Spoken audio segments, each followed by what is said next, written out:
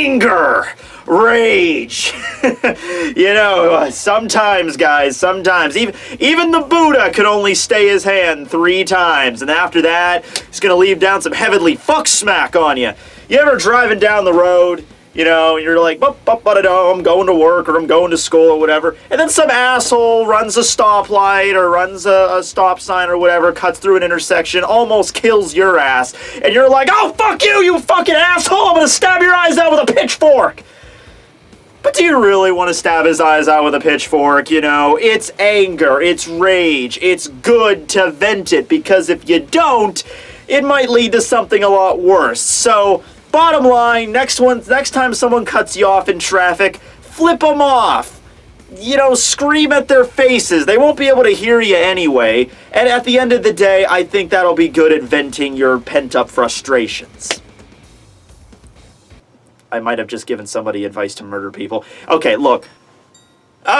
Yes, Yammy Riyalgo. Oh boy, okay, well, I'll be honest with you. Kubo did a great job at setting this guy up. No, seriously, he did. Alright, so he shows up in Karakura Town. He's the first Arrancar that a lot of characters even encounter, such as Ichigo, or Hime, Chad, Uehara. They're arriving there with the express intention of just kind of scouting out Ichigo.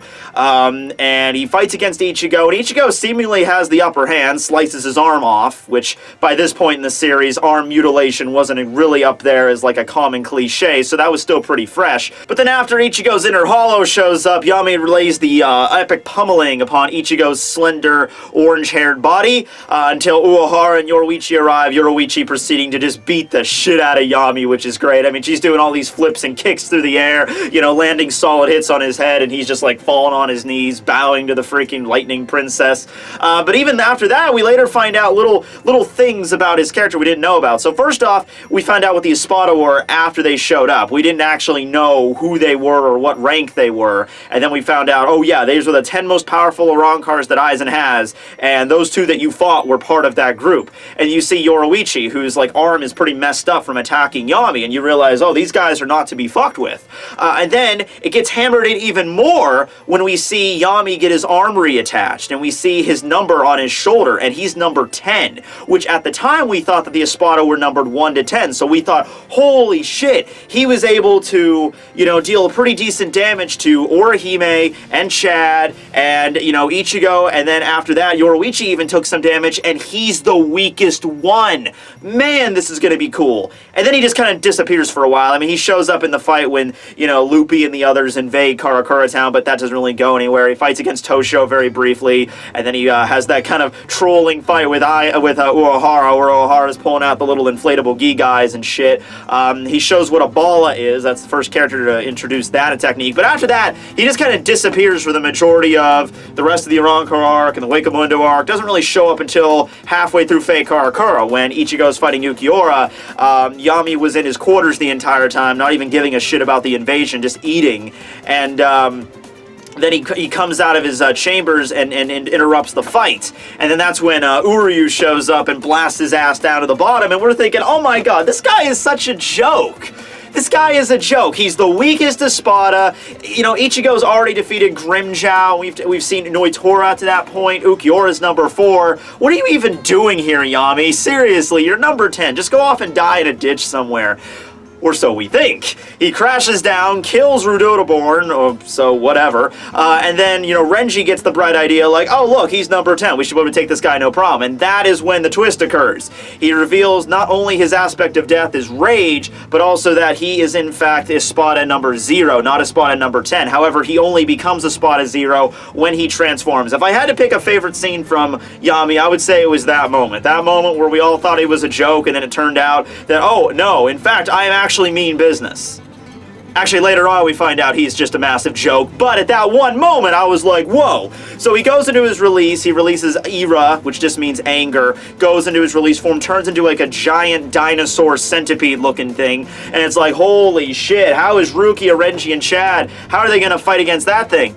Short answer is they can't. Chad and Renji get one-shotted.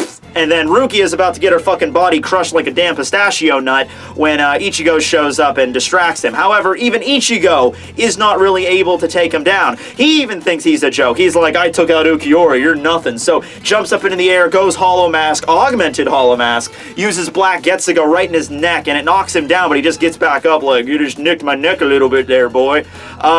And then we realize he's a lot tougher than he is. Oh, by the way, least favorite moment, the time he was about to crush Rukia like a pistachio nut. I mean, come on, it's 4 in a row. Did Luffy do anything to piss off Rukia? I'll probably find something along the way. Anyway, It really just all comes crashing down, though, after Byakuya and Kenpachi show up, and Kenpachi's just lopping off pieces of Yami's flesh like it's nothing. And, you know, it just kind of devolves into, once again, a joke. Byakuya and Kenpachi are just kind of, like, in the middle of, you know, fighting. You know, they're like, just get out of the way, you freaking big lard ass, and they're knocking him down, no problem. So he gets even more pissed and goes into a second transformation where he's like a giant monkey thing. But that goes nowhere either. In fact, that's one of the biggest letdowns of the entire Bleach series, where the second transformation of Yami is just killed off screen. We just cut back to Wakamundo after Kenpachi and Byakuya arrive back in the Soul Society. We see Yami there lying in the desert. He's missing an arm. He has a huge-ass cut on the side of his body, and he's just this massive behemoth that just dies. And we have no idea how that fight went, but for a character that apparently could evolve endlessly and endlessly, despite how more pissed off they get, don't really do anything with it, do you, much, Kubo? Also, he is technically the strongest Espada, but I would say that only is equated to pure, raw strength. Nothing in terms of intelligence or speed or anything like that. It's just the more pissed off he gets, the more, you know, raw, powerful, you know, physical strength he gets, which apparently meant nothing to Byakuya and Kenpachi because plot armor? I don't know.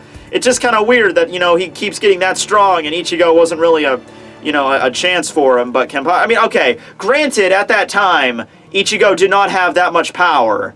But the idea that Kenpachi can just lop off limbs like a butter knife, that I always had problems with. Anyway, hope you guys enjoyed.